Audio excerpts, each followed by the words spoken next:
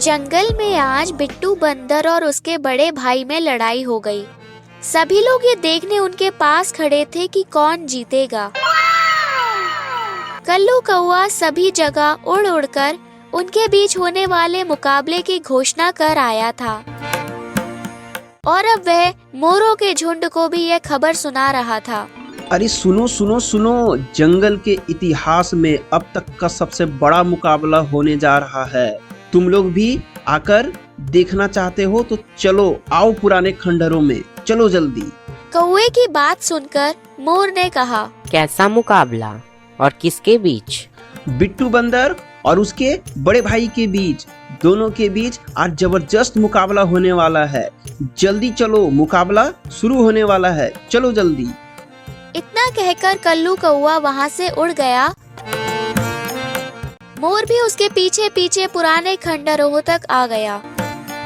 यहाँ उसने देखा कि बिट्टू बंदर और उसका बड़ा भाई गोलू आमने सामने खड़े हैं और दोनों ही गुस्से में लग रहे हैं। मोर आगे आया और बोला, तुम दोनों किस बात पर एक दूसरे से लड़ने के लिए तैयार हो गए हो? ये सब भैया की ही गलती है। हर बार मेरे हिस्से के केले को अपना बताने लगते हैं। इस बार मुकाबला हो ही जाए, मैं इन्हें धूल चटा दूंगा। हाँ छोटे, अब तू झूठ भी बोलने लगा। ये केले मैंने पहले देखे थे, इसलिए ये केले मेरे हैं। और तू क्या बोल रहा था? तू मुझे धूल चटाएगा, मैं तुझे मिट्टी में मिला दूंगा। दोनों के बीच की बातें सुनकर मोर मुस्कुराया और कहा, अच्छा, तो आज तुम दोनों ने मुकाबला करने की ठान ही ली है। ठीक है, पहले मैं चाहता हूँ कि तुम दोनों एक कहानी सुनो, उसके बाद लड़ाई कर लेना। क्या कहा? कहानी? आप हमें कहानी सुनाने वाले हैं? ठीक है, मैं तैयार हूँ। दोनों बंदर और आसपास खड़े जानवर वहीं बैठ गए और मोर ने कहानी सुनानी शुरू की। बहुत समय पहले की बात है। अयोध्या नाम की एक सुंदर नगरी में एक राजा रहते थे, जिनका नाम दशरथ था और उनके 4 बेटे थे, राम, लक्ष्मण, भरत और शत्रुघ्न। उनमें राम और भरत बड़े भाई थे, बाकी दोनों छोटे। राम की सौतेली माँ कैकेयी ने अपने बेटे भरत को राजा बनाने और अयोध्या का राजपाट दिलवाने के लिए महाराजा दशरथ से 2 वरदान मांगे। पहला वरदान था कि उनके बेटे भरत को राजा बनाया जाए। दूसरा वरदान ये था कि राम को 14 वर्ष का वनवास दिया जाए। महाराजा दशरथ को दोनों वरदान मानने पड़े और राम 14 वर्ष वनवास के लिए तैयार हो गए।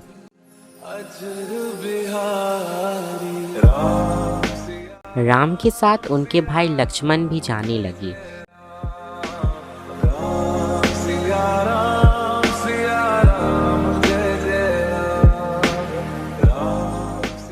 जब राम जी गए तो भरत अयोध्या में नहीं थे, लेकिन जैसे ही भरत को ये मालूम हुआ कि भैया राम को वनवास मिला है, तो वे दौड़े दौड़े जंगल में पहुंचे और उन्हें मनाने लगे कि राम जी वापस अयोध्या लौट आए। लेकिन राम जी ने कहा कि वे वचन में बंधे हुए हैं, वे नहीं लौट सकते।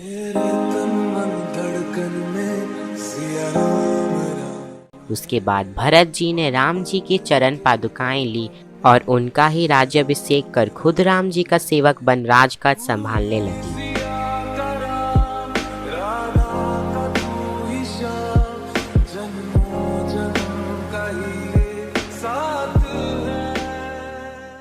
देखा आपने, एक भाई के लिए दूसरा भाई इतना बड़ा साम्राज्य का राजा बनना छोड़ रहा था और एक भाई अपने भाई के साथ 14 वर्ष के वनवास के लिए ही चला गया। ऐसे थे हमारे श्री राम जी और उनके भाई।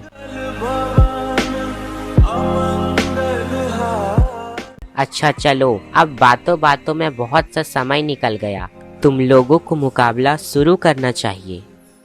इतना कहकर मोर एक तरफ हट गया और सभी लोग बिट्टू बंदर और गोलू बंदर को देखने लगे।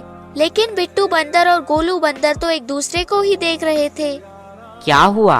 उठो उठो, चलो मुकाबला करो। मुझे माफ कर दो भैया, आप मुझसे बड़े हो। आप ये सारे केले रख लो, अरे पगले, तू छोटा है, ये केले तू रख। दोनों की बातें सुनकर कल्लू कौआ बोला, अरे भाई, इससे अच्छा तुम लोग दोनों केले बांट के खा लो, वरना अब तुम लोग इसी बात पे लड़ोगे कि केले तुम खा लो, तुम खा लो, तुम खा लो। कल्लू कौवे की बात सुनकर सभी लोग हंसने लगे और दोनों भाइयों ने लड़ने का इरादा छोड़ दिया। आज 500 वर्षों की तपस्या के बाद भगवान राम का मंदिर बन रहा है और 22 जनवरी को प्राण प्रतिष्ठा है। आइए हम सब भगवान राम के जीवन से प्रेरणा लेकर अपने जीवन में आगे बढ़े। धन्यवाद।